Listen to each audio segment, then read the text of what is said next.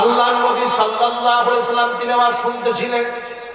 এক পর্যায়ে ইবনে মাসউদ রাদিয়াল্লাহু তাআলা আনহু বললেন, ফাকাইফা ইযা জিনা মিন কুল্লি উম্মাতিন বিশাহীদিন ওয়া জিনা বিকা আলা হাউলাই শাহীদা।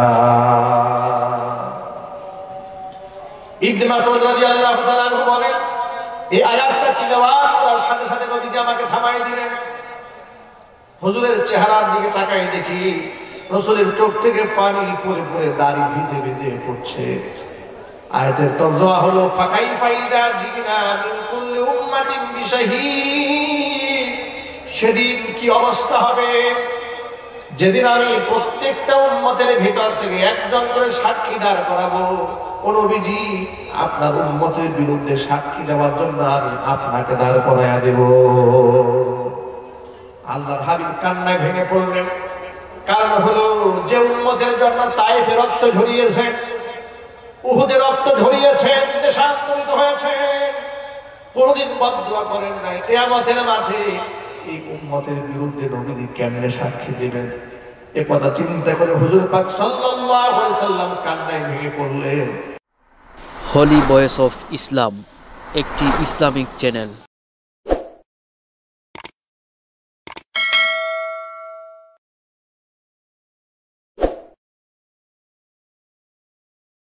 আসসালামু আলাইকুম ওয়া রাহমাতুল্লাহি ওয়া বারাকাতুহু।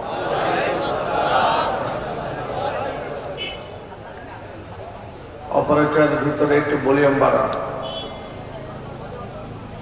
অপারেটর ভিতরে সাউন্ড ভলিউম বাড়িয়ে দেন। স্টেজে বক্সে একটু সাউন্ড বাড়িয়ে দেন। প্যান্ডেলের ভিতরে সাউন্ড বাড়ান। বাহিরের আওয়াজ ঠিক আছে, বাহিরে ঠিক আছে, প্যান্ডেলের ভিতরে আওয়াজ বাড়িয়ে দেন। আলহামদুলিল্লাহ আলহামদুলিল্লাহ নাহমাদুহু ওয়া নাস্তাঈনুহু ওয়া নাস্তাগফিরুহু ওয়া নাউযু বিল্লাহি মিন শুরুরি আনফুসিনা ওয়া মিন সাইয়্যাতি আ'মালিনা। من يهده الله فلا مضل له ومن يضلله فلا هادي له ونشهد أن لا إله إلا الله وحده لا شريك له ونشهد أن سيدنا ونبينا وحبيبنا وشفيعنا ومولانا محمدا عبده ورسوله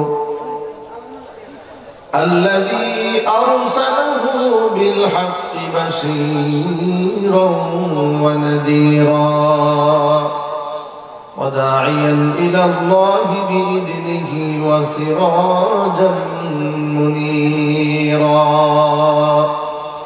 فقد قال الله تعالى في كلامه المجيد وفي فرقانه الحميد: أعوذ بالله من الشيطان الرجيم.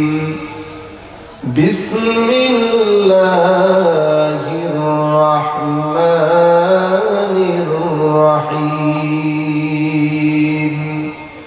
إن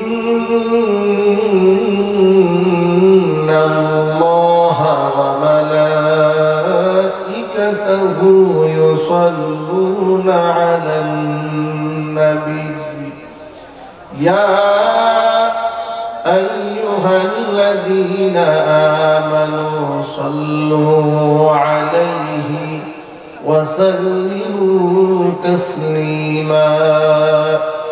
اللهم صل على محمد وعلى آل محمد كما صليت على إبراهيم وعلى آل إبراهيم إنك حميد مجيد اللهم بارك على محمد وعلى آل محمد كما باركت على إبراهيم وعلى آل إبراهيم إنك حميد مجيد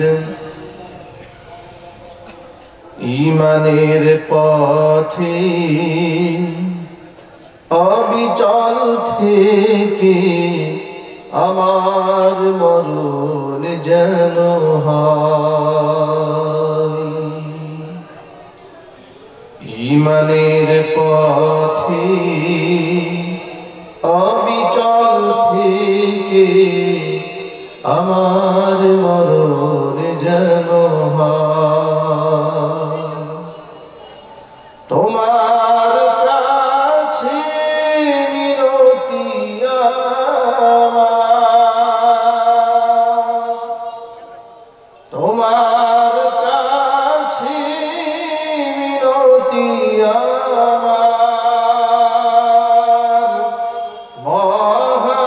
মহামহিম দয়াময়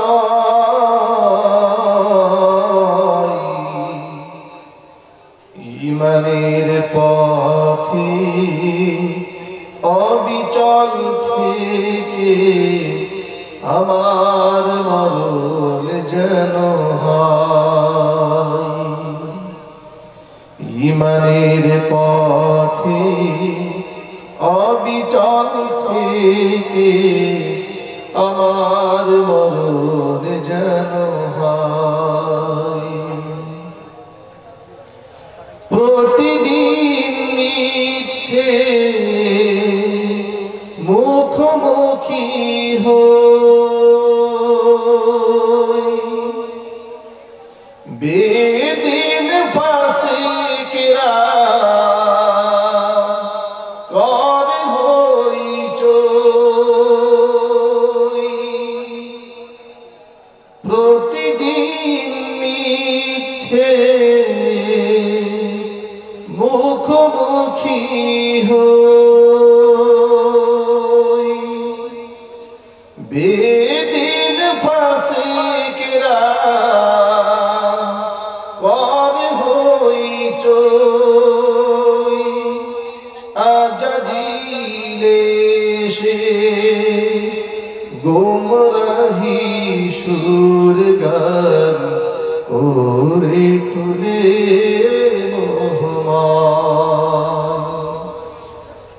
আজাজিলে সে গুমরাহি সুর গান করে তুলে ঈমানের পথে অবিচল থেকে আমার মরণ যেন হয় ঈমানের পথে অবিচল থেকে আমার মরণ যেন হয় তোমার কাছে মিনতি আমার তোমার কাছে মিনতি আমার মহামহিম দয়াময়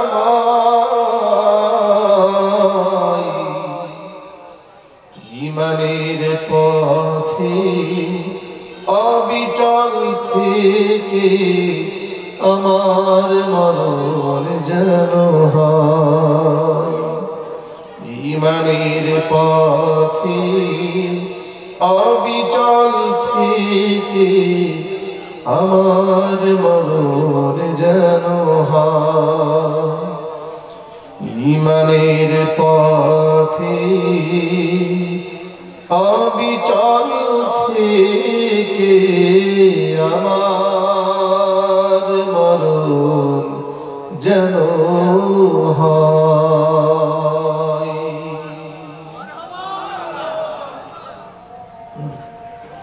ঐতিহ্যবাহী সিলেট জেলার অন্তর্গত কারিপাড়া আখালিয়া আল ফালাহ সমাজ কল্যাণ সংস্থার কর্তৃক আয়োজিত আজকের এই তাফসীরুল কোরআন মাহফিলের শেষ অধিবেশনে সম্মানিত সভাপতি সাহেব, আমন্ত্রিত হাজারাত উলামায়ে কেরাম, মুরব্বিয়ানে ইজম, অত্র এলাকা এবং পার্শ্ববর্তী এলাকার বিভিন্ন প্রান্ত থেকে ছুটে আসা দিন দরদি, ইমানদার, পরহেজগার, মুত্তাকি মুসলিম ভাইরা, পর্দার অন্তরালে আমাদের সকলের শ্রদ্ধা ভাজন পর্দানিশীন মা এবং বোনেরা, মহান আল্লাহ রাব্বুল আলামিনের দরবারে আলিশানে লাখ কোটি শুকরিয়া আদায় করছি যে মহান আল্লাহ তাবারক ওয়া তাআলা মুসলিম উম্মার এই ক্লান্তি লগ্নে হাজারো প্রতিকূলতাকে উপেক্ষা করে, শত বাধাকে পেরিয়ে যথা সময়ে কোরআনের মাহফিলে আমাদেরকে উপস্থিত হওয়ার তৌফিক দান করেছেন। আপনারা খুশি না বেজার? কম না বেশি?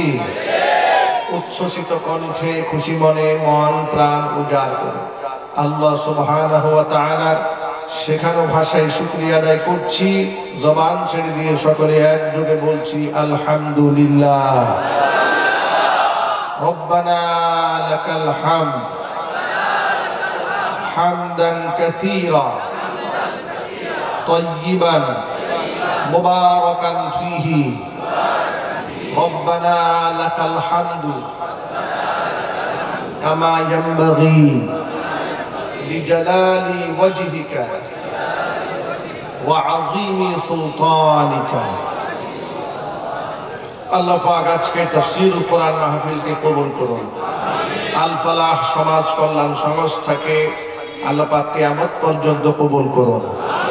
সংস্থার সভাপতি, সেক্রেটারি, কোষাধ্যক্ষ, সদস্যবৃন্দ, মুহিব্বিন, মুতাআল্লিকিন, সংশ্লিষ্ট ব্যক্তিবর্গ সকলকে আল্লাহ তাআলা মাফ করে দিন।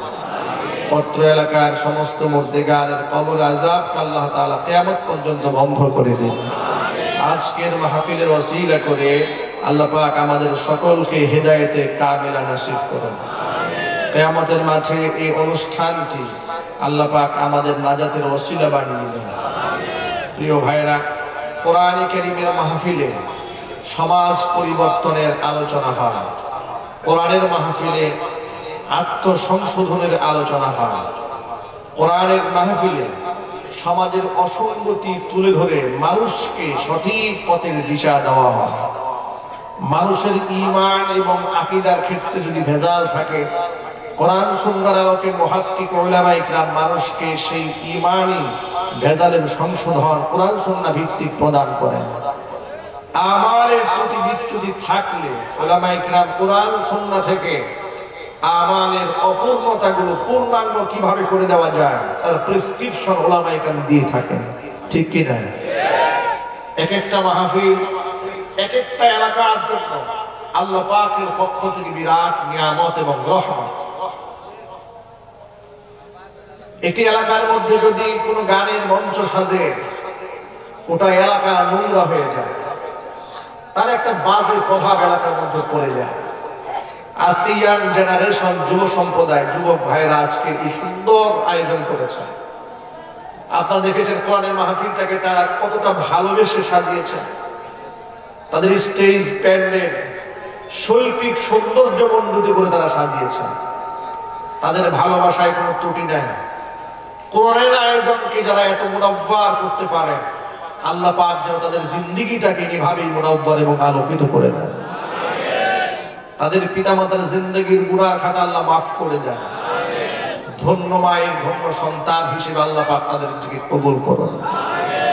প্রিয় ভাইরা, আমাদের মডেল হচ্ছে নবী করিম সাল্লাল্লাহু আলাইহি ওয়াসাল্লাম। রাসূলের গোটা জীবন হচ্ছে আমার চলার পথের পাথেয়।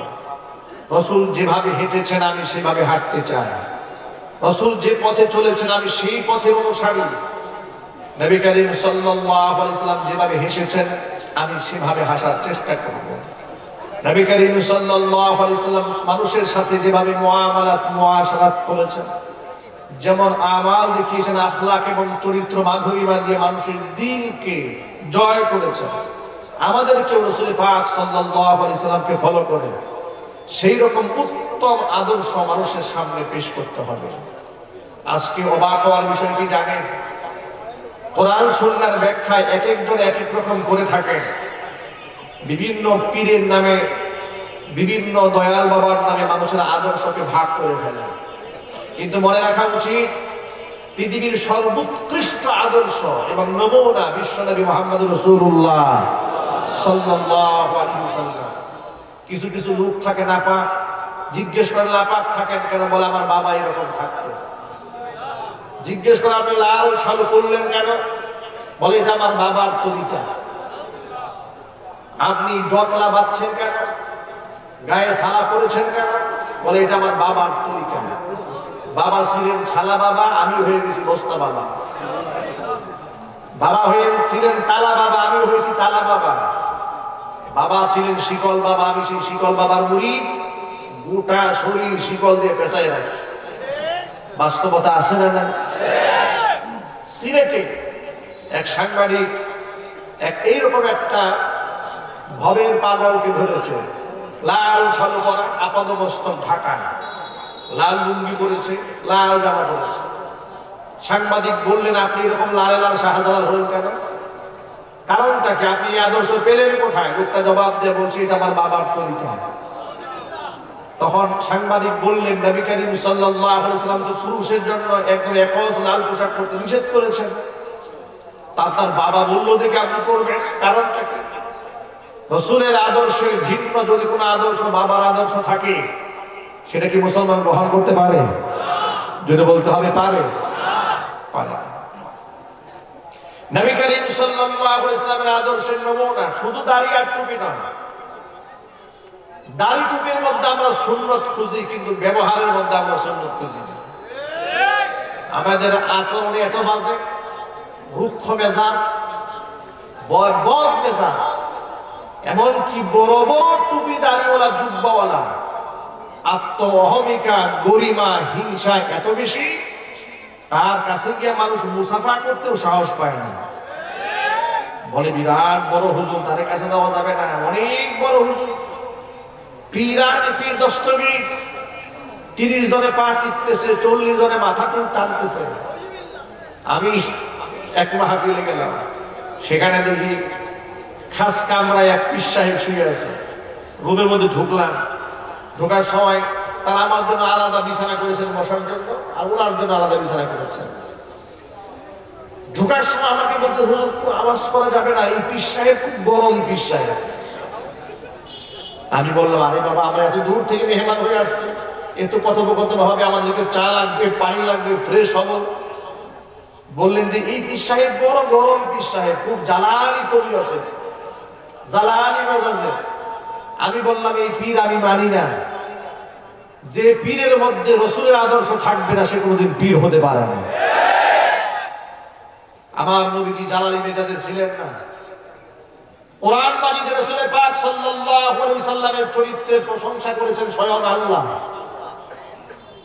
আল্লাহ রাব্বুল আলামিন বলেন, ওয়া ইন্নাকা লাআলা খুলুকিন আযীম। নবীজি, আপনি ছোটখাটো চরিত্রের উপর নন, আপনি মহান চরিত্রের উপর প্রতিষ্ঠিত আছেন। আল্লাহর নবী সাল্লাল্লাহু আলাইহি সাল্লামের ব্যাপারে আল্লাহ পাক কোরআন মাজিদের মধ্যে বলেন, ফাবিমা রাহমাতিন মিনাল্লাহি লিনতা লাহুম ওয়ালাউ কুনতা ফাযযান গালিযাল কলবি লানফাদ্দু মিন হাওলিক। আমি আল্লাহর দয়া এবং করুণায় আপনার মনটা এত নরম, মানুষের সাথে যে আপনি কোমল আচরণ করেন, আপনার চরিত্রের মধ্যে মধুটা আমি দিয়ে দিয়েছি, এই নমনীয়তা আমি আল্লাহ পাক দান করেছি। এটা আমার দয়া, এটা আমার করুণা। ওয়ালাউ কুনতা ফাযযান, যদি আপনার ব্যবহার খারাপ হতো, আপনি যদি রূঢ় আচরণের অধিকারী হতেন, আপনি যদি কর্কশ ভাষী হতেন, আর আপনার মনটা যদি নরম না হয়ে সত্য থাকতো, যে মানুষগুলো আজকে আপনার জন্য জীবন দিতে প্রস্তুত, এই মানুষগুলা জীবন তো দিতই না। লানফাদ্দু মিন হাওলিক, এরা আপনার ভয়ে আপনা থেকে বিচ্ছিন্ন হয়ে যেত। নবী করিম সাল্লাল্লাহু আলাইহি সাল্লামের আদর্শের মধ্যে ছিল নমনীয়তা, রুক্ষতা কিংবা কর্কশ কোন আচরণ রাসূল পাক সাল্লাল্লাহু আলাইহি সাল্লামের মধ্যে ছিল না। এই জন্য সকল মুসলমানকে মডেল হিসেবে মেনে নিতে হবে বিশ্বনবী মুহাম্মদ রাসূলুল্লাহ সাল্লাল্লাহু আলাইহি সাল্লামকে। সূরা আহজাবের মধ্যে আল্লাহ পাক বলেন, লাকাদ কানা লাকুম ফি রাসূলিল্লাহি উসওয়াতুন হাসানাতুন লিমান কানা ইয়ারজুল্লাহা ওয়াল ইয়াওমাল আখির ওয়া যাকারাল্লাহা কাসীরা। যারা আমি আল্লাহকে আশা করে, পরকালে মুক্তি যারা কামনা করে, তাদের জন্য আমার রাসূলের মধ্যে রয়েছে উত্তম আদর্শ। আমার রাসূলকে দেখে দেখে তারা হাসতে শিখবে, আমার রাসূলকে দেখে দেখে তারা কথা বলতে শিখবে, আমার রাসূলকে দেখে দেখে তারা হাঁটতেও শিখবে। জোরে জোরে বলেন সুবহানাল্লাহ। আমার রাসূলকে দেখে তারা মুআমালাত শিখবে, মুআশারাত শিখবে। হুজুরকে দেখে শুধু নামাজ নয়, রাসূলকে দেখে গোটা জিন্দেগি শিখে নিতে হবে। নবীজি যেমন নামাজ পড়েছেন সেভাবে নামাজ পড়বো, যেভাবে দাড়ি রেখেছেন সেভাবে দাড়িও রাখবো, যেভাবে পাগড়ি বেঁধেছেন সেভাবে পাগড়িও বাঁধবো, যেভাবে রাসূল তার স্ত্রীদের সাথে ব্যবহার করেছেন সেইভাবে ব্যবহার করতে হবে। এই জন্য সুন্নতি দাড়িওয়ালা জুব্বাওয়ালা যেমন হতে হবে, সুন্নতি স্বামীও হতে হবে, সুন্নতি রাজনীতিবিদ হতে হবে, সুন্নতি বিচারক হতে হবে, সুন্নতি নেতা হতে হবে। দাড়ি টুপির মধ্যে শুধু সুন্নাত খুঁজলে হবে না, গোটা জিন্দেগির মধ্যে নবীজির সুন্নাত তালাশ করে নিতে হবে। কথা বলেন ঠিক কি না? আজকাল সমাজে আমাদের কি মেসেজ দেওয়া হচ্ছে? সীমাবদ্ধ ইসলামে, ইসলামটাকে চার দেয়ালে বন্দী করে রাখার একটা থিম বুদ্ধিজীবীদের মাধ্যমে ইলেকট্রনিক্স মিডিয়া, প্রিন্টিং মিডিয়াতে প্রচার করা হচ্ছে। এমনকি ইদানিং কিছু নেতাদের মুখে শোনা যাচ্ছে, তারা স্টেজে উঠে বলতেছে, মানুষকে সবক শিখাচ্ছেন, হুজুর আপনারা ওয়াজ করেন, তবে ধর্মের অপব্যাখ্যা করিলেন না। আমার প্রশ্ন হচ্ছে, কোন কথাটা ধর্মের সঠিক ব্যাখ্যা আর কোনটা অপব্যাখ্যা, এটা বোঝার জন্য যে মেজাজ দরকার, ঘিলু দরকার, এলেম দরকার, যোগ্যতা দরকার, সেটা কি ওর মধ্যে আছে? চিল্লায় বলতে হবে আছে। কোনটা সঠিক ব্যাখ্যা, কোনটা ব্যাঠিক ব্যাখ্যা? দুনিয়ার ক্ষমতা লোভী, নারী লোভী, টাকা লোভী, কোরআন সুন্নাহ সম্পর্কে অজ্ঞ জাহেল মূর্খের কাছ থেকে কোনো আলেম সবক শিক্ষা নিতে পারে না।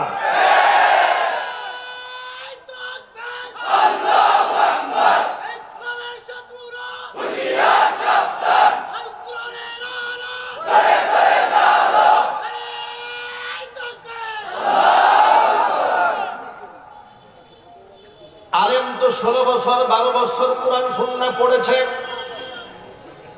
কোন কথাটা বলা উচিত আর কোন কথা বলা উচিত নয় কোরআন সুন্নাহ তাকে সেটা শিখিয়ে দিয়েছে। হক কথা শোনার পরে যদি নিজের স্বার্থে লেগে যায়, কলিজার যদি জ্বালা পোড়া শুরু হয়ে যায়, তাহলে অ্যালার্জি তো তোমারও হয়েছে, চিকিৎসা আলেমকে দাও কেন, চিকিৎসা নিজে গ্রহণ করো। ভাইরা, আপনার যদি অ্যালার্জি হয়, আমি যদি ট্যাবলেট খাই কাজ হবে? কথা বলেন। আমার যদি অ্যালার্জি হয়, আপনি ট্যাবলেট খেলে কাজ হবে? তাহলে ধর্মীয় অ্যালার্জি যার আছে সে ঔষধ খাবে, সে নিজে ঔষধ না খায় হুজুরে আসতে ওষুধ খাওয়াইতে। বাস্তবতা এটাই কিনা যদি বলেন যে হুজুর এটা বলেন, এটা বলা যাবে না। আরে বাবা, আপনি রোগী, আপনি ট্রিটমেন্ট গ্রহণ করেন, চিকিৎসা গ্রহণ করেন। প্রিয় ভাইরা আমার, মনে রাখবেন সকলে, বিশ্বনবী মুহাম্মদ রাসূলুল্লাহ সাল্লাল্লাহু আলাইহি সাল্লাম হচ্ছেন আমার জন্য আদর্শ, সকল ক্ষেত্রে আদর্শ। মসজিদের মধ্যে নবী যেমন আমার আদর্শ, আমি যখন ব্যবসার অঙ্গনে বসবো সেই ক্ষেত্রে রাসূল আমার জন্য আদর্শ। আমি যখন স্বামী হয়ে গেলাম বউয়ের সাথে কেমন ব্যবহার করতে হবে সেটা আমার দুনিয়ার কোনো বুদ্ধিজীবীর কাছে শিখলে হবে না, শিখতে হবে মুহাম্মদ রাসূলুল্লাহ সাল্লাল্লাহু আলাইহি সাল্লামের কাছ থেকে। হুজুর বলেছেন খিয়ারুকুম খিয়ারুকুম লিনিসাইহি, তোমাদের মধ্যে আল্লাহর কাছে শ্রেষ্ঠ হচ্ছে সেই ব্যক্তি যেই ব্যক্তি নিজের বউয়ের কাছে শ্রেষ্ঠ। বউয়ের কাছে ভালো হওয়া কিন্তু এত সহজ নয়। গার্লফ্রেন্ডের কাছে ভালো হওয়া সহজ, বান্ধবীর কাছে ভালো হওয়া সহজ, বউয়ের কাছে ভালো হওয়া এত সহজ নয়। বান্ধবীর কাছে রিকশাওয়ালা প্রেসিডেন্টের ছেলের মতো সেজে গুজে হাজির হয়েছে। বাস্তবতা আছে না নাই? ফেসবুকে এমন প্রোফাইলে ছবি দিয়েছে, দেখে মনে হয় ইনি মনে হয় রাষ্ট্রপতির একমাত্র সন্তান। খুশখবর নিয়ে দেখা গেল রাস্তাঘাটে ভিক্ষা করে খায়। গার্লফ্রেন্ডকে ধোঁকা দিয়ে কিছু সময়ের জন্য তার কাছে হিরো সাজা যায়। স্ত্রীর কাছে হিরো সাজতে হবে, তাহলে চরিত্র ভালো হবে। যদি বলো ঠিক কি না?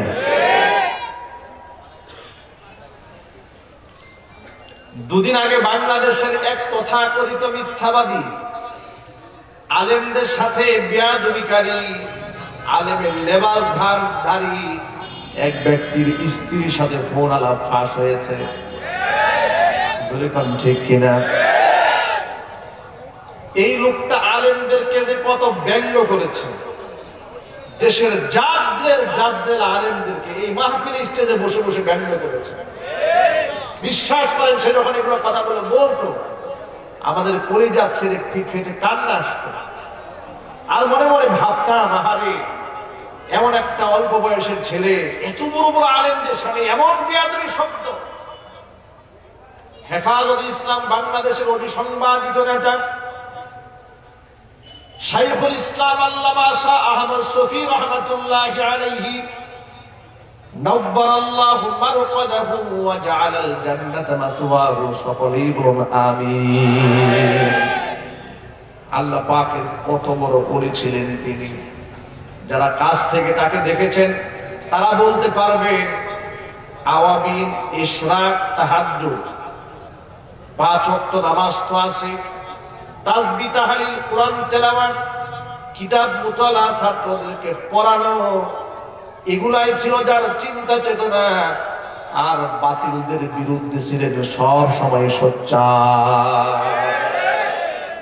এমন একজন আল্লাহর ওলি বয়স সন্ধিক্ষণে এসে বয়সের ভারে স্বাভাবিক চলাফেরা করতে পারেননি।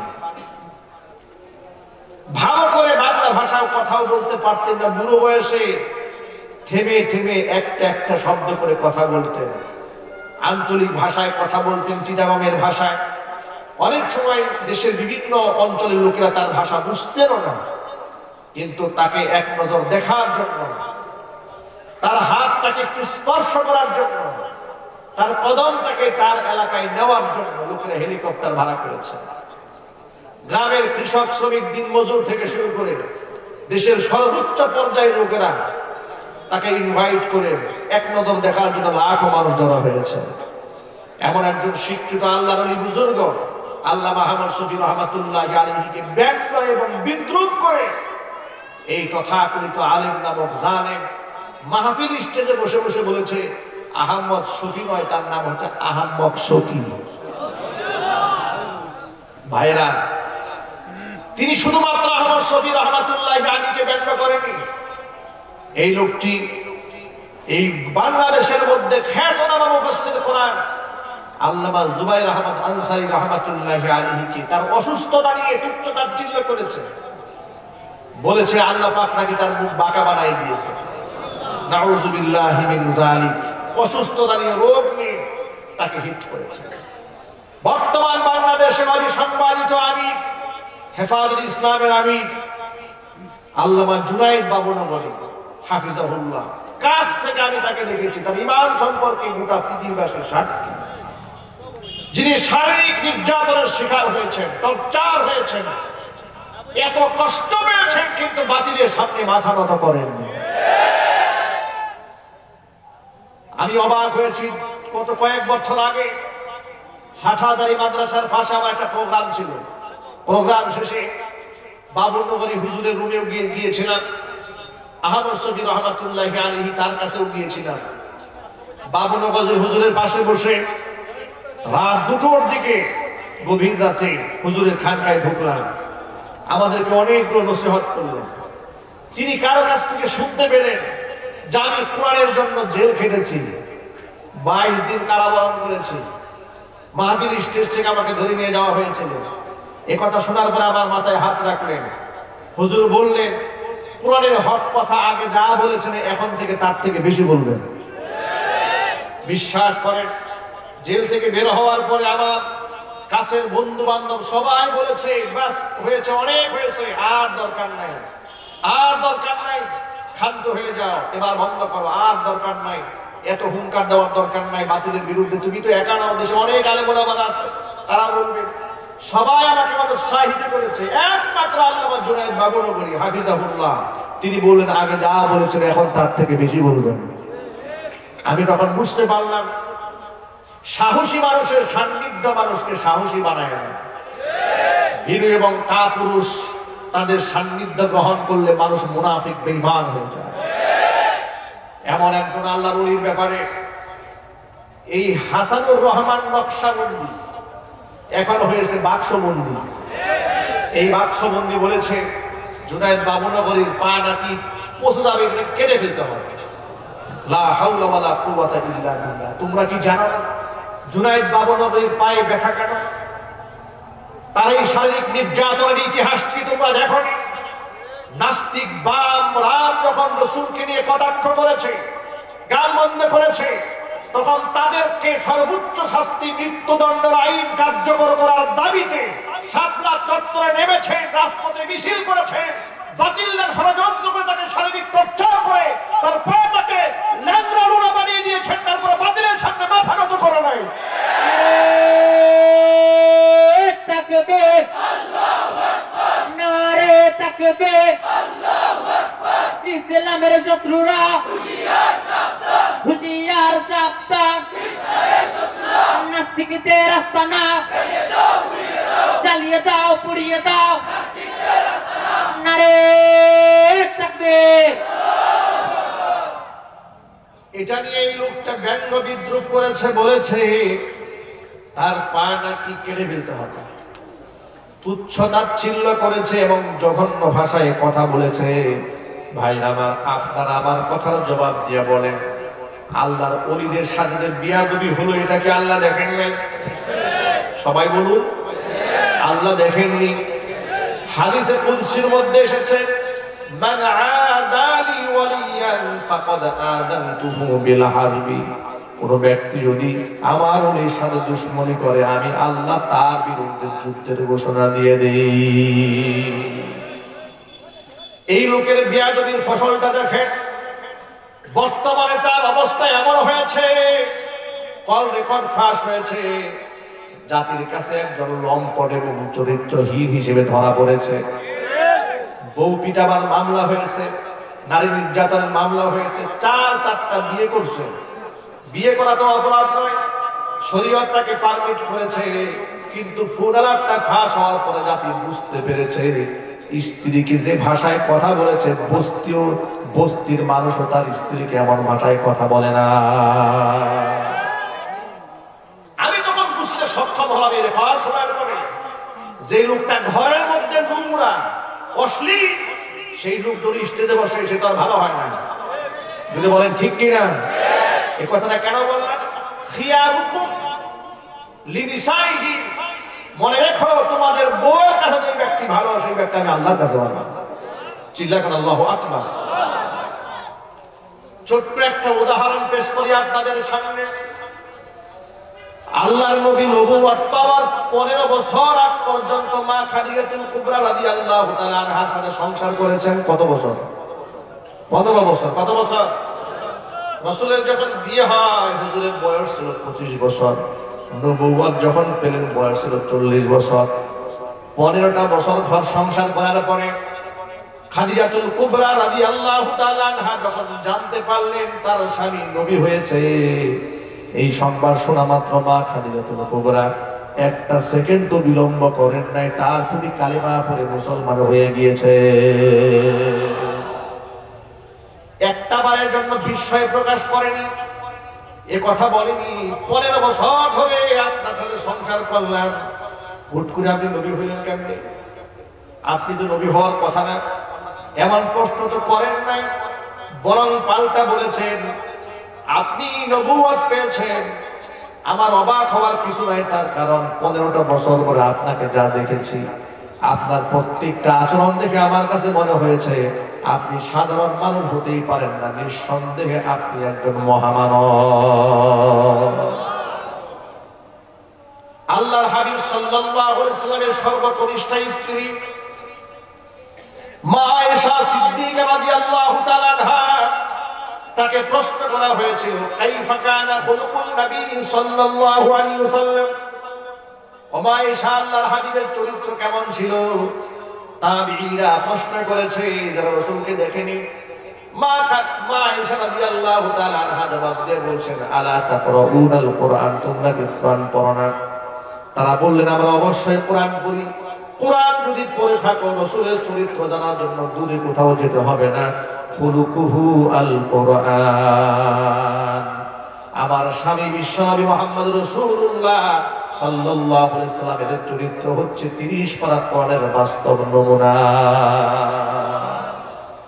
ভাইরা আমার, এভাবে স্ত্রীরা স্বামীর ব্যাপারে সাক্ষ্য প্রদান করেছেন। অযুবক ভাইরা আমার, এই জন্য আমাদের স্ত্রীদের সাথে আমাদের আচরণকে সুন্দর বানাতে হবে। আমাদের অশ্লীল ভাষী না হয়, বাজে বিহার স্ত্রীদের সাথে না করি।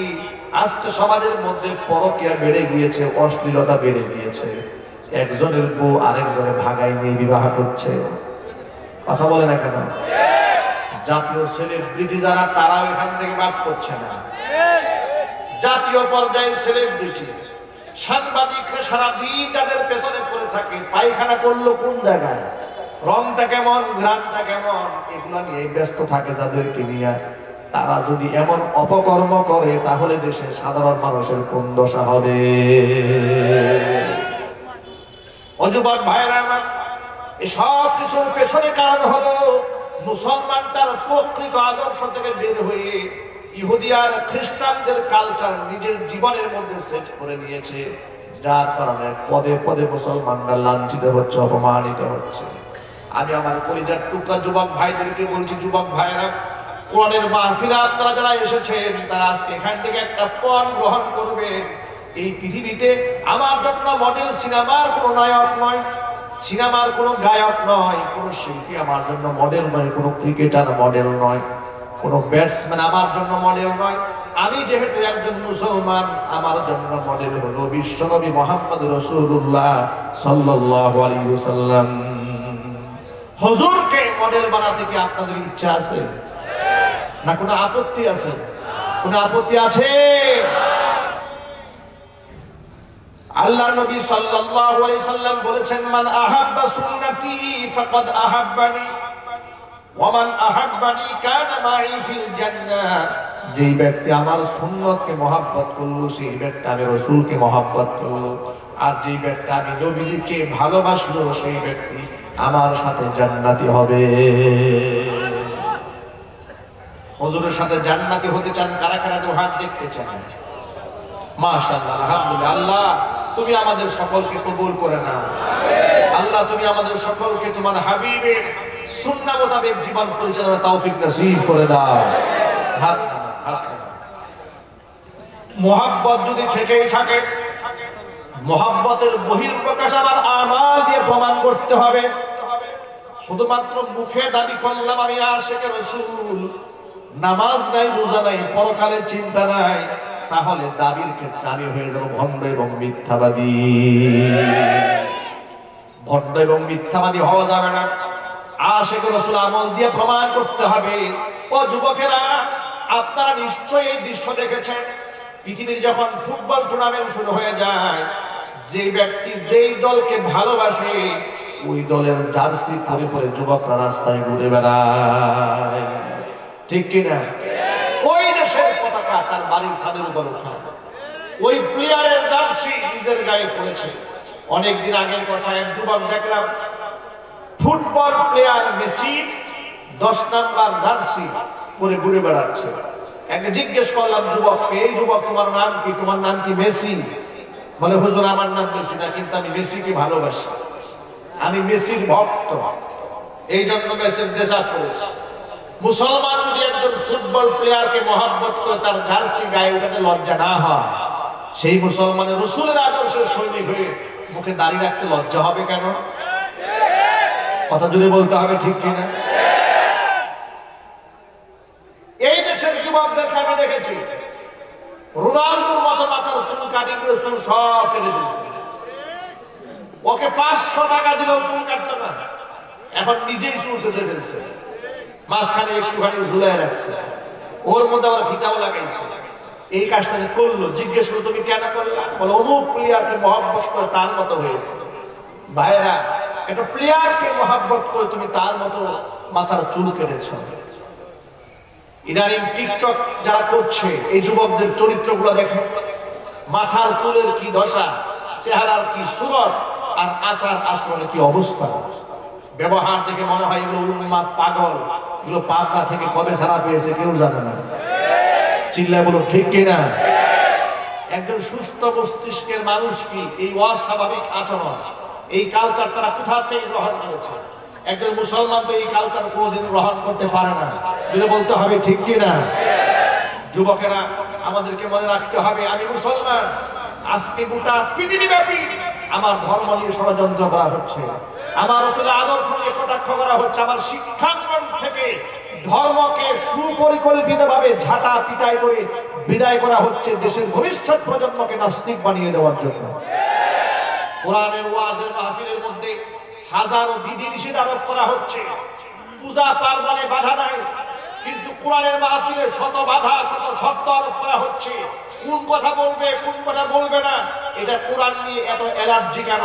আমার প্রশ্ন হচ্ছে, ইসলাম ধর্ম আর কোরআনটা কি অন্য ধর্মের মতো? যদি বলতে হবে, অন্য ধর্মীয় গ্রন্থ তো প্রকাশ্যে পড়াও যায় না, বিশ্লেষণ করা যায় না, কারণ কি বিশ্লেষণ করবে, আছেটা কি বলবে কি? কথা জুড়ে বলতে হবে। কুমিল্লার এক মাহফিলে যাওয়ার পথে মাইকে দেখলাম কি যেন ঘ্যান ঘ্যান ঘ্যান ঘ্যান বাজতেছে। তখন একজনকে বললাম যে ভাই কি হচ্ছে এখানে? এটা একটা ধর্মের আপনার গীত পড়া হচ্ছে, ধর্মীয় গীত, এমন গীত পড়া হচ্ছে সামনে যারা বসে ওরাও বোঝে না, ডান বাম কেউ কিছু বোঝে না। তখন একজনকে জিজ্ঞেস করলো, ভাই না বুঝে এটা করেন কেন এইরকম করে? এটা আমাদের বোঝারও শক্তি নাই, এটা শুধু গুরু ঠাকুররা বোঝে। আপনারা বলেন তো ইসলাম কি এরকম একটা ধর্ম যে সব গুরু ঠাকুররা বুঝবে পাবলিক বুঝবে না? ইসলাম তো এমন ধর্ম, হুদাল লিল মুত্তাকিন শুধু নয়, এটা হুদাল লিল আলামিন, গোটা বিশ্ব মানবতার হিদায়াতের কিতাব। চিল্লায় বলো ঠিক কিনা? এটাকে অবাক করা উচিত, এটাকে সহজ করা উচিত। দুঃখজনক ভাবে লক্ষ্য করা যায়, সাতক্ষীরা থেকে একটা নোটিশ জারি করা হলো সরাসরি স্বরাষ্ট্র মন্ত্রণালয় বরাবর। সেখানে দরখাস্ত পেশ করা হয়েছে, কোন একটা কোরআনের মাহফিলে, তাফসীর মাহফিলে মাইকের আওয়াজের কারণে কারো যদি বেঘাত সৃষ্টি হয়, ঘুমে ডিস্টার্ব হয়, 999 যদি কেউ ডায়াল করে অভিযোগ জানায়, সাথে সাথে মাহফিল বন্ধ করে দেওয়া হবে। আমার প্রশ্ন হলো, অসুস্থ ব্যক্তিদের প্রতি এত দরদ, এত মহব্বত, এত ভালোবাসা কবে থেকে সৃষ্টি হয়েছে? কথা বলেন ঠিক কিনা? মানুষের ঘুমের ডিস্টার্ব হয় কোরআনের মাহফিলের কারণে, মাইকের আওয়াজের কারণে ঘুমের ডিস্টার্ব হয়। এইরকম অভিযোগ জীবনে আপনারা কয়দিন শুনেছেন? কথা বলেন। আমার ডানে বামে তো অসংখ্য লোকের আপনারা আছেন, শতাব্দীর পর শতাব্দী এই মাহফিল চলছে। এই মাহফিল কি স্বাধীনতার পর থেকে চলছে? যুগ যুগ ধরে চলে এসেছে। আপনারা বলেন কোরআনের মাহফিলের কারণে মানুষের ঘুমের ডিস্টার্ব হয় এমন অভিযোগ কেউ করেছে? কোন মহিলারা করেছে? বরং অভিযোগ এরকম আসছে, মাইকের আওয়াজ না হলে ফুক দিয়ে বলেছে মাইকের সাউন্ড বাড়ায় দেওয়ার আওয়াজ শোনা যাচ্ছে না। এরকম অভিযোগ আমরা শুনেছি যে মাইকের অপারেটররা বলে সাউন্ড ক্লিয়ার করতে মহিলারা বয়ান শুনতে পাচ্ছে না। কিন্তু কোরআনের তাফসীর আওয়াজের কারণে বেকার সৃষ্টি হয়েছে, মানুষ ঘুমাতে পারে নাই, রোগীরা অসুস্থ হয়েছে, এমন কোন ভট শব্দ এই দেশের মুসলমান শুনে নাই, তাহলে কেন নির্ধারিত করা হলো? স্বরাষ্ট্র মন্ত্রণালয়ের দরখাস্ত কেন পেশ করা হয়েছে? আমার প্রশ্ন হচ্ছে, যদি মানবতার প্রতি এত মহব্বত দরদ ভালোবাসা থাকে, স্পেসিফিক কোরআনের মাহফিল কথা না লিখতে মাইকের মাধ্যমে ওয়াজ, সেমিনার, সভা, সিম্পোজিয়াম, নাচ গান, ডিজে পার্টি যেখানেই হোক না কেন, যদি আওয়াজ ডিস্টার্ব হয় সেটা বন্ধ করা হবে না, সব ঠিক থাকবে। প্রমাণ দেয়, এই যে আমার বাম পাশে আবু সাইদ ভাই বসে আছে, তার বাড়ি সুনামগঞ্জে। তার এলাকার মাহফিলে মাইকের আওয়াজের কারণে সেখানে মাইকের আওয়াজ বন্ধ করে দেওয়া হয়েছিল। কয়েকদিন যেতে না যেতে লাউড স্পিকারে পূজার গান হয়েছে। এই লোকটি 999 ডায়াল করে জানিয়েছিলেন যে পূজার গানের আওয়াজে আমরা ঘুমোতে পারছি না। তখন প্রশাসন লোকেরা বলেন এটা ধর্মীয় কাজ, বাধা দেওয়া যাবে না। এই যে বাস্তব প্রমাণ সবার সামনে সাক্ষী। আমার প্রশ্ন হচ্ছে, কোরআনের তাফসীরে বাধা দিতে কোনো ব্যাগ পেতে হয় না, আগ্রহের সাথে বন্ধ করতে আসো। আর পূজা পার্বণের ডিজে পার্টি দিয়ে বাধা দিতে গেলে বড় ধর্মীয় কাজ বাধা দেওয়া যাবে না। এই সমস্ত ষড়যন্ত্র করে এই মুসলমানকে আল্লাহ কোরআন থেকে দূরে সরানো সম্ভব হবে না। চিল্লায় বলো মুসলমান ঠিক কিনা?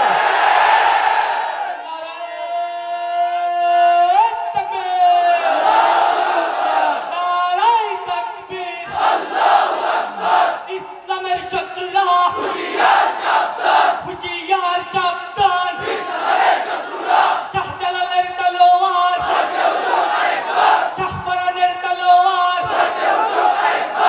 আলীর তলোয়ার, নারায়ে তাকবীর। সুতরাং শাহজালাল, শাহপরান রাহমাতুল্লাহি আলাইহিমার পূর্ণভূমি সিলেটের মাটি, যুবকদেরকে সচেতন হতে হবে। যারা কোরআনের মাহফিলের ব্যাপারে ষড়যন্ত্র করবে তাদের বিরুদ্ধে মুসলমানরা ঐক্যবদ্ধ আন্দোলন করতে বাধ্য হবে। রাজি আছেন কিনা? করে দুই হাত দেখতে চাই।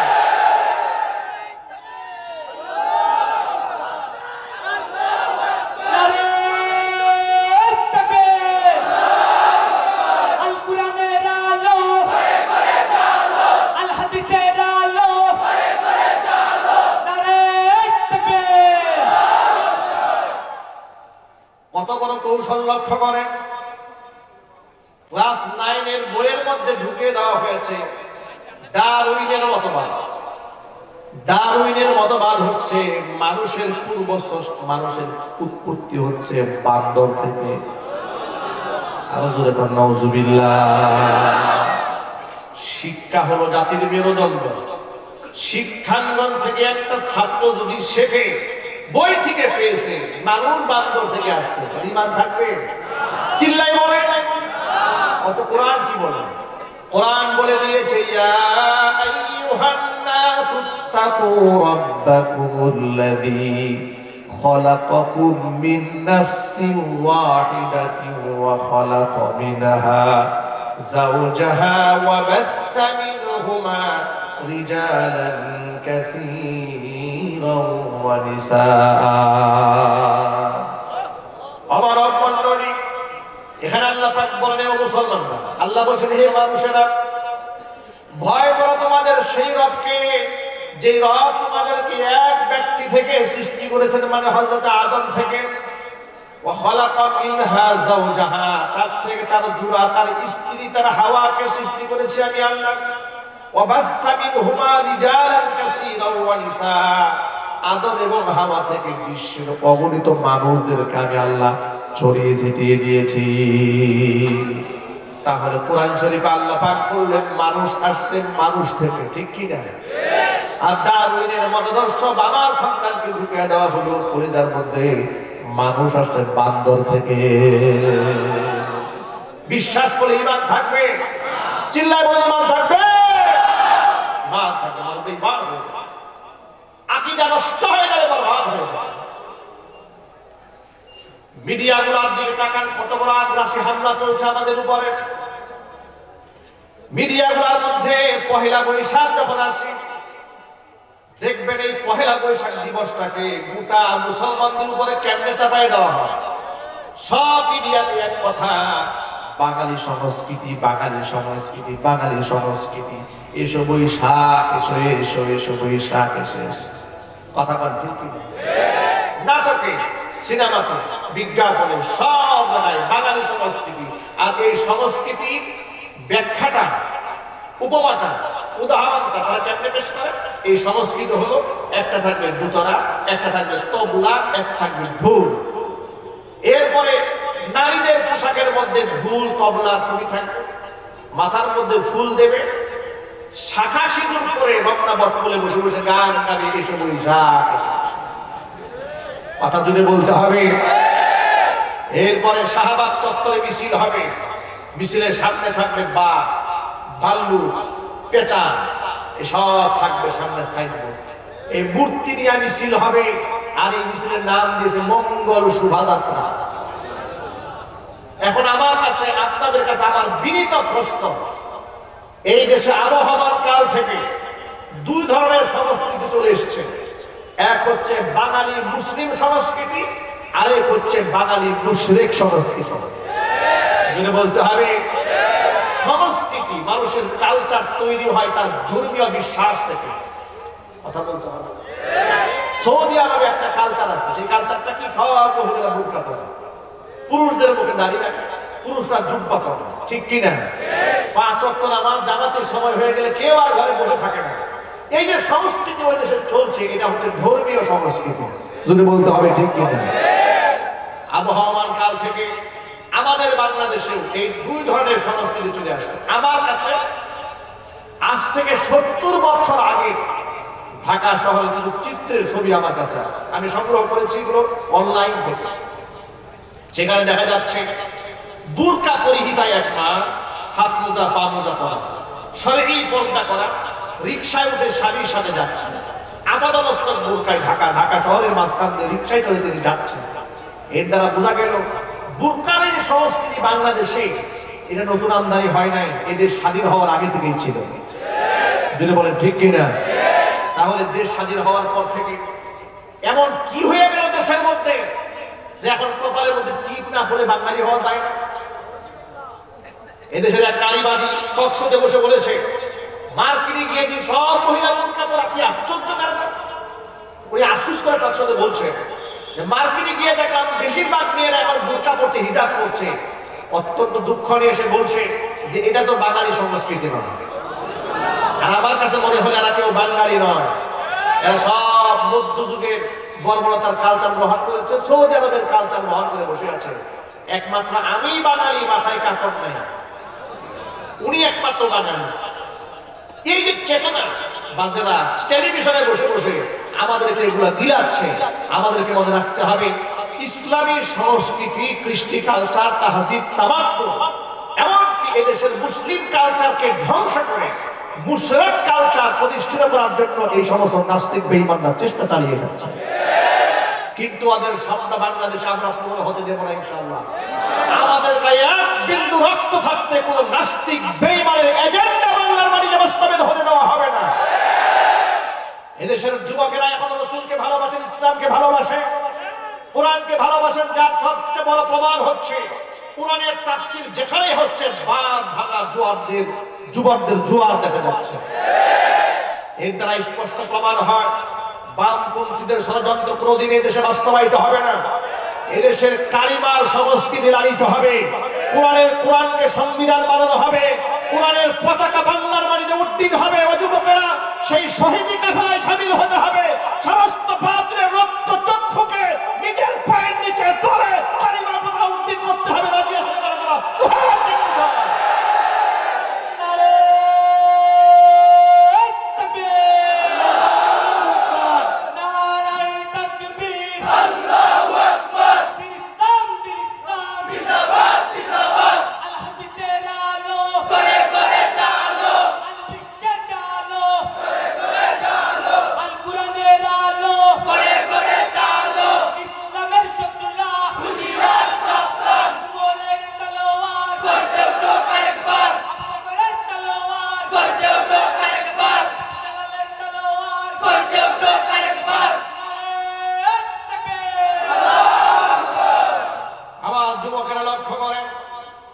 বোরকা যদি পরার কারণে আমার মা বোনদেরকে বলা হয় এটা সৌদি আরবের সংস্কৃতি, কিন্তু এই দেশের অনেক বিপদগামী মেয়েরা জিন্সের প্যান্ট পরে গেঞ্জি পরে রাস্তায় চলে আসে না নাই?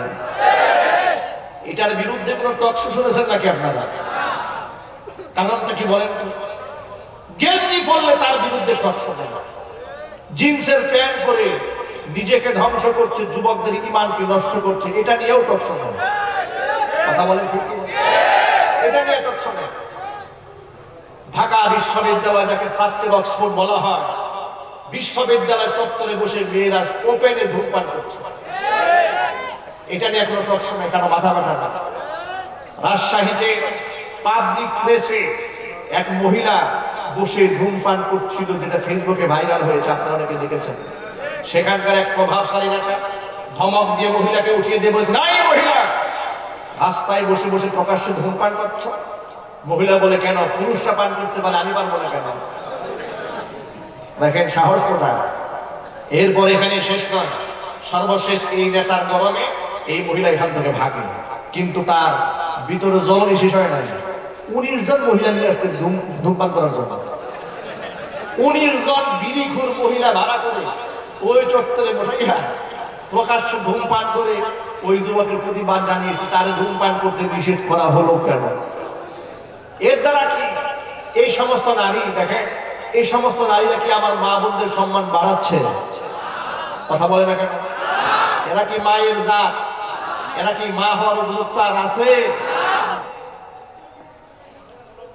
গোটা বাংলাদেশে যখন ধর্ষণের স্বর্গরাজ্য পরিণত হয়েছিল লকডাউনের সময়, মনে আছে আপনাদের? তখন কিছু কিছু বুদ্ধিজীবীরা বলল, এদেশে ধর্ষণ সৃষ্টি হয়েছে ওয়াজ মাহফিলের কারণে। কেন শোনেন নাই আপনারা? এগুলো 71 টেলিভিশনে তো এদেরকে খুব হাইলাইট করা হয়েছে। এরপরে কি হলো শোনেন, একটা মেয়ে প্রকাশ্যে রাজপথে নেমে মানববন্ধন করলো, বক্তৃতা করে বলছে, আমার গায়ে কি পোশাক থাকবে না থাকবে সেটা তো আমার বাবারই বলার অধিকার নাই, আপনি বলার কে?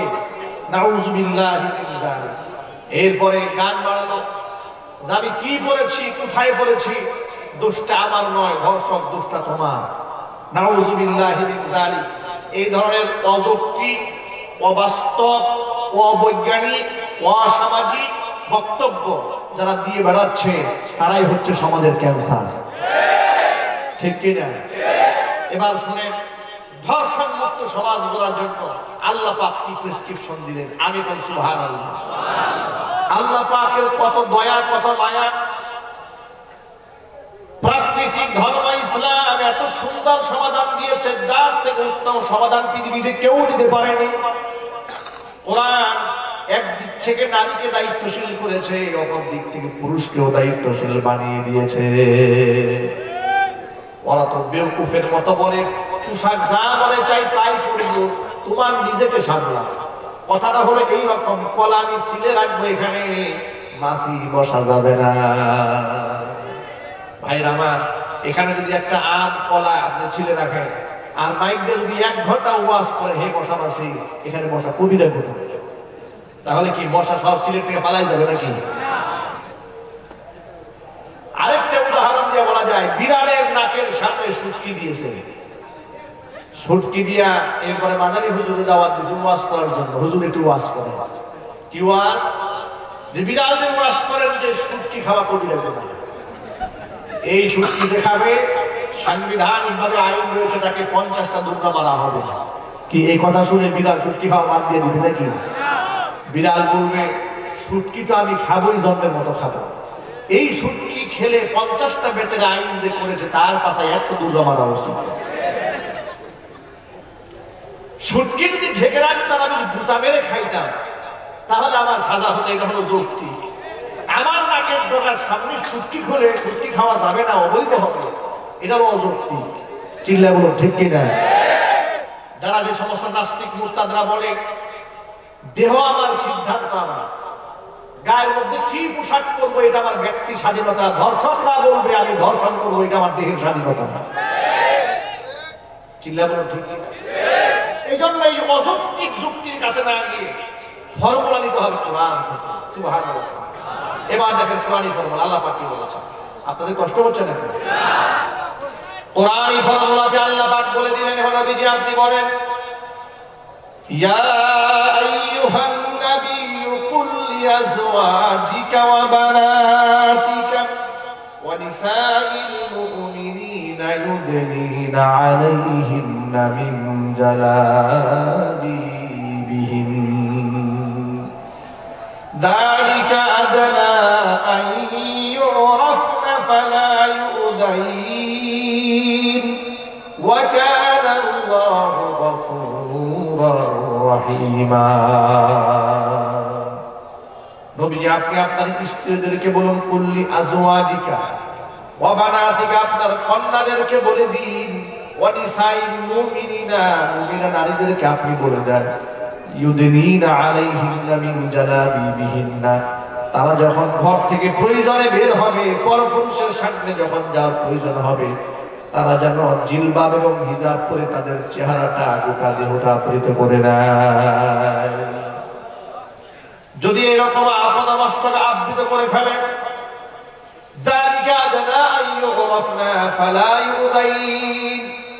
তারা যে একদম মুসলমান নারী, স্বাধীনা নারী, চিনতে সহজ হবে, এদেরকে উত্তপ্ত করা হবে না, ইফতিজিং এর শিকার তারা হবেন না।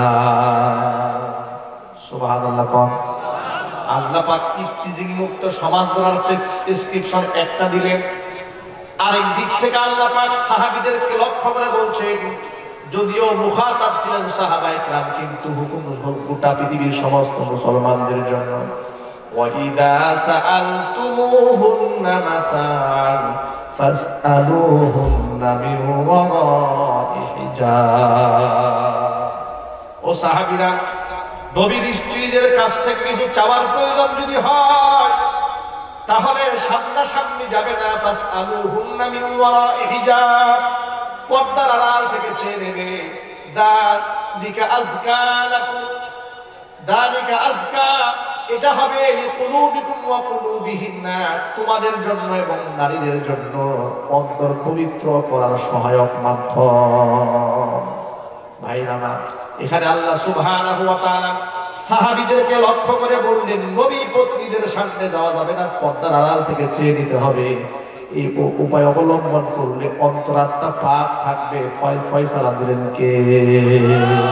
কে ফয়সালা দিলেন? আল্লাহ পাক ফর্মুলা দিয়ে দিলেন। এর মানে পুরুষকে আল্লাহ পাক একটা পর্দার বিধান দিলেন, নারীদেরকে বিধান দিয়ে দিলেন, পার্টিশন দিয়ে দিলেন। আবার লাভটা কি হবে আল্লাহ পাক সেটাও বলে দিলেন। আফসোসের ব্যাপার দেখেন, বাংলাদেশে সাধারণ মানুষ তো বেপর্দা করছেই, এদেশে অনেক ভণ্ড পীর আছে, মহিলাদের সামনে যায়, মহিলা মুরুব্বিদেরকে হাতে হাত রেখে বায়াত করায়। আছে না নাই? গতকাল কেউ দেখেছে সুরেশ্বরের পীর বসে আছে, গদ্দিনিশীর বর্তমান পীর দাদা, পীর তো মরেছে, এখন পীর দাদা পা বাড়াই রাখছে, মহিলারা সেজদা করে সামনে। আবার খালি হাতে দেয়, একজন বলে দিচ্ছে নজরানা পেশ করো পায়ের সামনে, টাকা দাও, পায়ের সামনে টাকা দিচ্ছে। বেপর্দা মহিলা সেজদা দেওয়ার কারণে গায়ে উন্না পড়ে গেছে, পীরের সামনে থেকে দাঁড়ায় আবার উন্না ঠিক করতেছে, উন্না পড়ে গেছে টাকা, পীরের পায়ে সেজদা দিয়ে পড়ে আছে। এরা কি পীর না শয়তান? চিল্লায় বলতে পীর না শয়তান? এরা যদি পীর হয় তাহলে বন্ধ কারা? এই সমাজগুলোকে এরা নোংরা বানিয়ে ছেড়েছে। আমি আজকে এই কথাগুলো আপনাদের সামনে এই জন্য বললাম যে এই যুব সমাজ এবং আমার মা বোনরা শরীয়তের গণ্ডির বাহিরে তাদেরকে কোনো পীরেও নিতে না পারে, কোনো বুদ্ধিজীবীও নিতে না পারে। বুদ্ধিজীবীরা পহেলা বৈশাখ আপনাকে ডাকবে, আমার মা বোনদেরকে বলছি, মা বোনেরা খবর, আমরা শুধু বাঙালি নই, আমরা মুসলিম বাঙালি। যদি বলেন ঠিক কিনা? আমরা কি মুসলিম বাঙালি না মুশরিক বাঙালি? চিল্লায় বলেন মুসলিম বাঙালি। মুসলিম বাঙালির সংস্কৃতি হচ্ছে পর্দা। যদি বলেন ঠিক কিনা? মুসলিম বাঙালির সংস্কৃতি হলো নামাজ। মুসলিম বাঙালি পুরুষের সংস্কৃতি হচ্ছে মুখের দাড়ি। মুসলিম বাঙালি পুরুষের সংস্কৃতি হচ্ছে মাথার টুপি।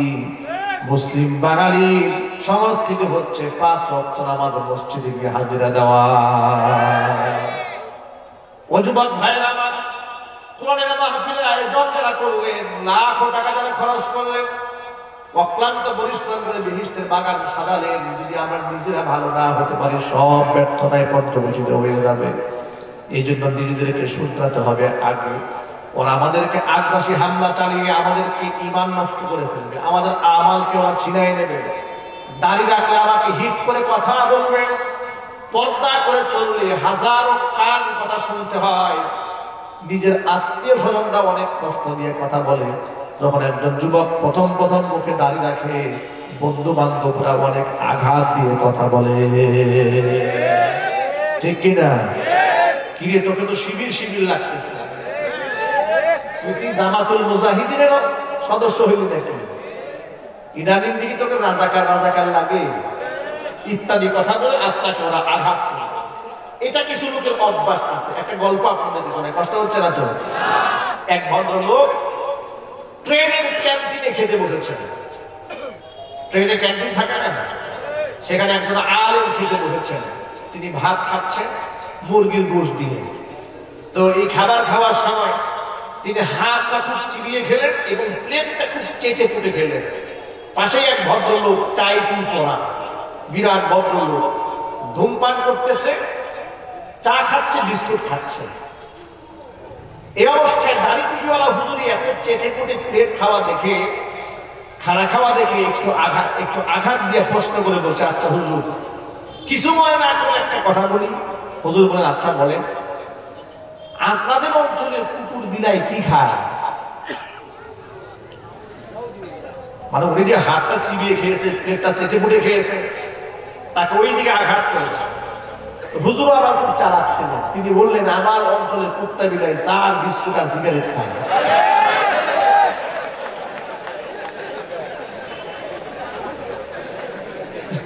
যেমন কুকুর তেমন দিয়ে দিয়েছে। লোকটা হতবাক হয়ে তাকায় আছে, বললেন ঠিক, কি প্রশ্ন করলাম, কি জবাবটা দিল? আমার অঞ্চল কুত্তা বিলাই চা, বিস্কুট আর সিগারেট খায়। প্রিয় ভাইরা, এই জন্য যৌক্তিক ভাবে আপনাকে কেউ যদি হিট করে, আপনি যৌক্তিক ভাবে আপনি তার জবাব দিতে পারেন, যদি আপনি কৌশলী হন। যদি বলুন ঠিক কিনা? এই জন্য আমাদের সকলে ঈমানকে মজবুত রাখতে হবে, আমলে অবিচল এবং অটল থাকতে হবে। কে আমাকে কি বললো সেটা আমার দেখার দরকার নেই। আজ যদি আমি মারা যাই, আমার কবরে এই নাস্তিকও যাবে না, আমার বন্ধুও যাবে না, আমার কবর আমি একাই যাব। ঠিক কিনা? যদি বলে কিয়ামতের ভয়াবহ মাঠে আদম আলাইহিস সালাতু ওয়াস সালাম বলবেন, ইয়া নাফসি ইয়া নাফসি। নূহ আলাইহিস সালাতু ওয়াস সালামের মতো বলবেন, ইয়া নাফসি ইয়া নাফসি। মুসা কালিমুল্লাহর মতো জালিলুল কদর নবী হাসরের মাঠে চিৎকার করে আল্লাহ পাকের কাছে বলবে, ইয়া নাফসি ইয়া নাফসি। মাঠের এক কোণা থেকে শুধু আওয়াজ হবে, ইয়া উম্মতি ইয়া উম্মতি। ভাইরা আমার, যে নবী সাল্লাল্লাহু আলাইহি সাল্লাম আমার জন্য আপনার জন্য শুধু দুনিয়াতেই কেঁদেছেন তা নয়, কাঁদবেন হাসরের ময়দানে। সেই নবীজিকে বন্ধু না বানিয়ে কাকে আমি বন্ধু বানাই দিলাম, কার আদর্শকে আমি ফলো করে দুনিয়া থেকে বিদায় হতে যাচ্ছি। এখনো সময় আছে নিজেকে শুধরান। আল্লাহর হাবিব সাল্লাল্লাহু আলাইহি সাল্লাম তার সাহাবী আব্দুল্লাহ ইবনে মাসউদ রাদিয়াল্লাহু তাআলা আনহুকে ডাক দিয়ে একদিন বলছেন, ইকরা আলাইয়াল কুরআন। ও আব্দুল্লাহ, তুমি আমারে কোরআন শোনাও। ইবনে মাসউদ রাদিয়াল্লাহু তাআলা আনহু বলছেন, নবীজি, আকরাউ আলাইকাল কুরআন ওয়াল কুরআনু উনজিলা আলাইকা। আমি আপনাকে কোরআন শোনাবো। আছে কোরআন তো আপনার উপর নাযিল হয়েছে। হুজুর বললেন, উহিব্বু আন আসমাআল কুরআন মিন গায়রি। আমি যেমন কোরআন পড়তেও ভালোবাসি, অন্যের কাছ থেকে কোরআন শুনতেও আমি ভালোবাসি। এই কথা শুনে ইবনে মাসউদ রাদিয়াল্লাহু তাআলা আনহু সূরা নিসা তেলাওয়াত শুরু করে দিলেন। আল্লাহর নবী সাল্লাল্লাহু আলাইহি সাল্লাম তিলাওয়াত শুনতেছিলেন। এক পর্যায়ে ইবনে মাসউদ রাদিয়াল্লাহু তাআলা আনহু বললেন, ফাকাইফা ইযা জিনা মিন কুল্লি উম্মাতিন বিশাহীদিন ওয়া জিনা বিকা আলা হাউলাই শাহীদা। ইবনে মাসউদ রাদিয়াল্লাহু তাআলা আনহু বলেন, এই আয়াতটা তিলাওয়াত করার সাথে সাথে নবীজি আমাকে থামায় দিলেন। হুজুরের চেহারার দিকে তাকাই দেখি রাসূলের চোখ থেকে পানি পড়ে পড়ে দাড়ি ভিজে ভিজে পড়ছে। আয়াতের তরজমা হলো ফাকাইফা ইযা জিনা মিন কুল্লি উম্মাতিন বিশাহীদ, সেদিন কি অবস্থা হবে যেদিন আমি প্রত্যেকটা উম্মতের ভিতর থেকে একজন করে সাক্ষী দাঁড় করাবো। ও নবীজি, আপনার উম্মতের বিরুদ্ধে সাক্ষী দেওয়ার জন্য আমি আপনাকে দাঁড় করাইয়া দেব। আল্লাহর হাবিব কান্নায় ভেঙে পড়লেন। কারণ হলো, যে উম্মতের জন্য তায়েফের রক্ত ঝরিয়েছেন, উহুদের রক্ত ঝরিয়েছেন, দেশান্তরিত হয়েছেন, কোনদিন বদদুয়া করেন নাই, কিয়ামতের মাঠে এই উম্মতের বিরুদ্ধে নবীজি কেমনে সাক্ষী দিবেন? এ কথা চিন্তা করে হুজুর পাক সাল্লাল্লাহু আলাইহি ওয়াসাল্লাম কান্নায় ভেঙে পড়লেন। ও আমার ভাইরা, আমার মা বোনেরা, এতটুকু মহব্বত উম্মতের প্রতি হুজুরের আছে। নবী করিম সাল্লাল্লাহু আলাইহি ওয়াসাল্লাম বলছেন, কিয়ামতের মাঠে আনা আউয়ালু মান ইয়াকরাউ বাবাল জান্নাতি ইয়াউমাল কিয়ামা, সর্বপ্রথম জান্নাতের দরজার মধ্যে আমি করাঘাত করব। আমার আর কেউ জান্নাতের দরজায় টোকা দিতে সাহস পাবে না। অনুরূপ ভাবে কিয়ামতের মাঠে সমস্ত উম্মতের পূর্বে আমি নবীর উম্মত জান্নাতি হবে। আল্লাহর নবী এমন ভাবে কাঁদবেন, আল্লাহ পাক বলবেন, হাবিব, আমি আপনাকে আজকে এমন ভাবে দান করব, এমন ভাবে আপনার তামান্নাকে পূরণ করবো যে আপনি খুশি হয়ে যাবেন। আল্লাহর নবী যখন বলবেন, রব্বুল আলামিন, আমি ততক্ষণ পর্যন্ত খুশি হব না আমার একজন উম্মত যতক্ষণ জাহান্নামের আগুনে থাকবে। এভাবে যদি আপন হয়ে থাকেন হুজুর, তাহলে তাকে বন্ধু না বানিয়ে কাকে আপনি বন্ধু বানিয়েছেন? ইসলাম বিদ্বেষীকে বন্ধু বানিয়েছেন, ইহুদিকে বন্ধু বানিয়েছেন, খ্রিস্টানকে বন্ধু বানিয়েছেন। পৃথিবীতে বন্ধু বানাবেন ইমানদার ব্যক্তিকে, নামাজি ব্যক্তিকে, মসজিদের ইমাম সাহেবকে, মাদ্রাসার মুফতি মুহাদ্দিস যারা আছেন, আল্লাহর ওলি যারা আছেন, তাদেরকে বন্ধু বানাবেন। খবরদার খবরদার দুনিয়াদার ব্যক্তিকে বন্ধু বানাবেন না। দুনিয়াদারেরা আপনার জাহান্নামে যাওয়ার কারণ হবে। আল্লাহর হাবিব সাল্লাল্লাহু আলাইহি সাল্লামকে আল্লাহ রাব্বুল আলামিন ডাক দিয়ে বলছেন, নবীজি, আপনাকে যারা ভালোবাসবে তারা আপনার সাথে হাসর হবে, আপনাকে যারা ভালোবাসবে তার ওই সমস্ত ব্যক্তিদের জান্নাত আপনার সাথেই হবে। হুজুরের সাথে আমরা জান্নাত চাই। একজন সাহাবী রাসূলের জন্য ওযুর পানি এগিয়ে দিয়েছিলেন তাহাজ্জুদের সময়। রাসূল খুব খুশি হয়েছিলেন তার প্রতি। ডাক দিয়ে বললেন, সাল তুতা, আজকে তুমি আমার কাছে যা চাবে পুরস্কার স্বরূপ তোমাকে তাই দেওয়া হবে। ওই সাহাবী বললেন, হে রাসূল, সুযোগ যেহেতু আপনি দিয়েছেন, এই সুযোগ আমি হাতছাড়া করতে চাই না। নাসআলু মুরাফাকাকা ফিল জান্নাহ, আমি বেহেশতে আপনার সাথী হয়ে থাকতে চাই। আল্লাহর হাবিব তখন বললেন, ফাআইনি আলা যালিকা বিকাসরাতিস সুজুদ, জান্নাতে যদি আমার সাথী হয়ে থাকতে চাও তাহলে বেশি বেশি নামাজ আদায় করে এই ব্যাপারে আমাকে সাহায্য করো। নামাজ ছাড়া রাসূল তার প্রিয় সাহাবীকে জান্নাতে সাথী বানাবার ওয়াদা করেননি। নামাজের ব্যাপারে যতবার হাতে বলেছেন। আজকে এই তাফসীর মাহফিলের শেষান্তে এসে আমরা সকল ভাইরা এই ওয়াদা করি, জীবন যতদিন থাকবে আমি সব জ্ঞানে সব ইচ্ছায় এক ওয়াক্ত নামাজ আমি ছেড়ে দেবো ইনশাআল্লাহ। যুবকেরা ওয়াদা করতে পারবে না ইনশাআল্লাহ? কে আমাকে কি বললো? আমি রাসূলের আদর্শ ছেড়ে দেব না, আমার মুখের দাড়িটা থাকবে ইনশাআল্লাহ।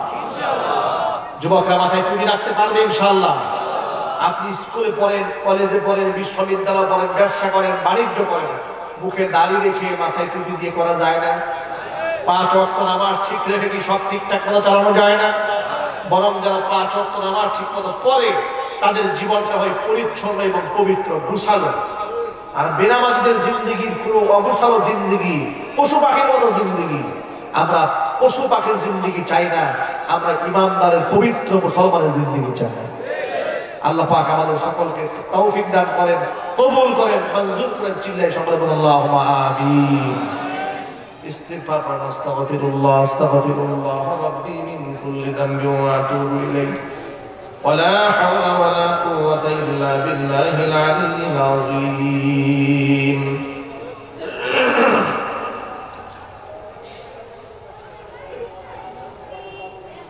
আযান দেওয়ার জন্য তাফসীর ময়দান ও মহিলারা অনুরোধ করছেন আযান দেওয়ার জন্য অনুরোধ কারা করছেন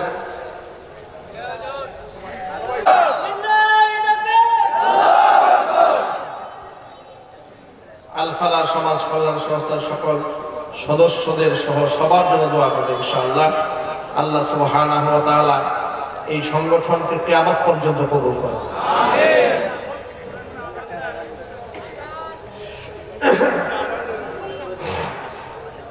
ইউটিউবে আপনারা আযান শুনেছেন কারা কারা এত মানুষ শুনেছেন সুবহানাল্লাহ এই অপারেটর ইকো ডিলে বাড়িয়ে দেন এই বক্সে সাউন্ড দেন আমি শারীরিকভাবে এক সপ্তাহের উপরে আজকে অসুস্থ ডক্টর বলেছিল বিশ্রাম নেওয়ার জন্য জ্বর ঠান্ডা কাশি বিশ্রাম নেওয়ার ভাগ্য কি আমাদের আছে এক এক দিন দুটা তিনটা করে মাহফিল নেওয়া অনেকদিন আগে থেকে সর্বশেষ বিশ্রাম হয়নি এই অবস্থাতে প্রোগ্রাম চলছে প্রতিদিন দুটা তিনটা করে আল্লাহ পাকের খাস রহমতে আপনাদের দোয়া আগের চেয়ে অনেক সুস্থ আছে দোয়া করেন আল্লাহ পাক যেন পরিপূর্ণ শিফা দান করেন আমি সামান্য আযান শোনাচ্ছি ইনশাআল্লাহ একটু ডিলে বাড়ায় দেন হালকা একটু বাড়ান আল্লাহু আকবার আল্লাহু আকবার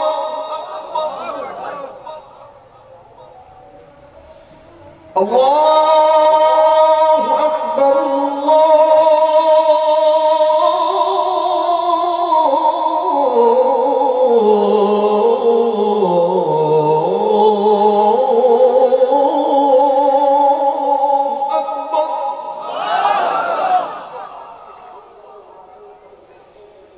أشهد أن لا إله إلا الله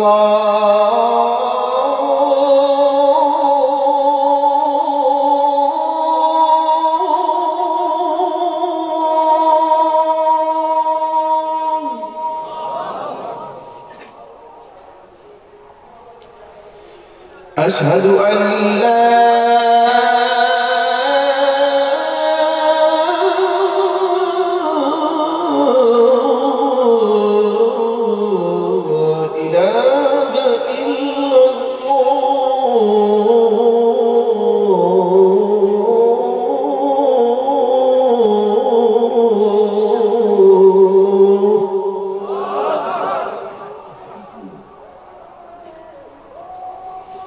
أشهد أن محمدا رسول الله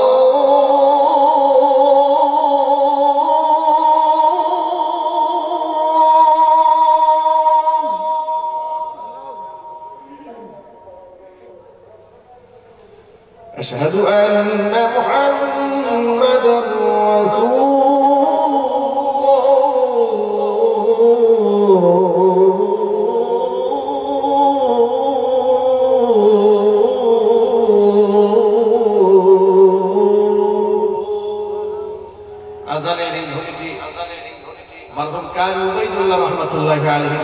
শিশুকাল থেকে আমরা শুনে এসেছি ঠিক কিনা রেডিও এবং টেলিভিশনে মারহুম এই কারি দুনিয়া থেকে বিদায় হয়েছেন আল্লাহ পাক তাকে জান্নাতুল ফিরদাউসে মেহমান হিসেবে কবুল করুন আল্লাহুম্মা আমিন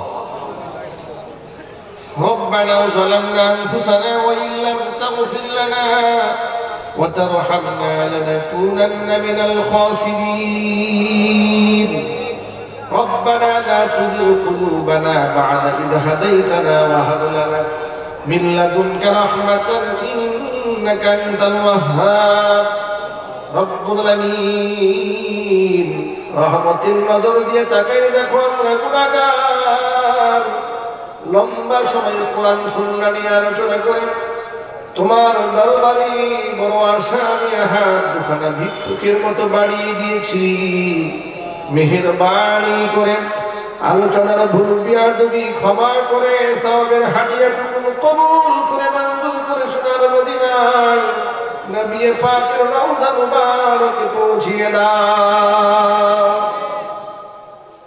তাম পৃথিবীর মাটির নিচে যত মুমিন মুমিনাত মুসলিমিন মুসলিমাত চিরবিদায় হয়ে চলে গেছে, তাদের আরওয়াহের উপর সওয়াবের হাদিয়াগুলো পৌঁছিয়ে দাও। আমাদের মা বাপ যাদের দুনিয়ার জমিন থেকে চলে গেছেন, মা বাবার কবরগুলোকে জান্নাতের টুকরায় পরিণত করে দাও।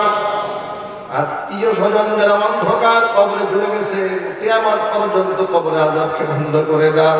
আমাদের মা বাপ যাদের দুনিয়ার জমিন থেকে চলে গেছে, মেহেরবানি করে মা বাবার কবরগুলোকে জান্নাতের টুকরায় পরিণত করে দাও। রব্বুল আলামিন আল ফাতাহ যুব সংগঠন মেহেরবানি করে এই সংগঠনকে কিয়ামত পর্যন্ত কবুল করে নাও। রব্বুল আলামিন সংগঠনের প্রত্যেকটা সদস্যকে তুমি 5 ওয়াক্ত নামাজি বানিয়ে দাও। তাদের পিতামাতার জিন্দেগির গুনাহ খাতাগুলো মাফ করে দাও। স্বদেশ থেকে বিদেশ থেকে যারা সাহায্য করেছেন, সহযোগিতা করেছেন, সকলের সাহায্য সহযোগিতা কবুল করে নাও।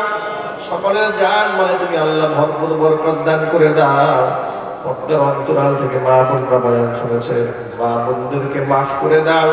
নিঃসন্তানী মাকে সন্তান দান করো।